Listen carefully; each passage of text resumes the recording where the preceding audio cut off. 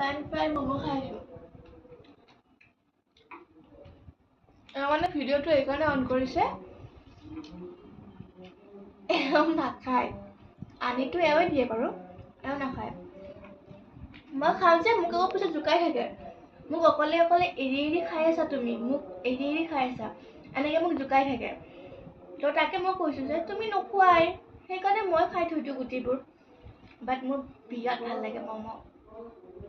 মমো হলে হল আৰু কিন্তু বাকি স্পেশাল মমো হলে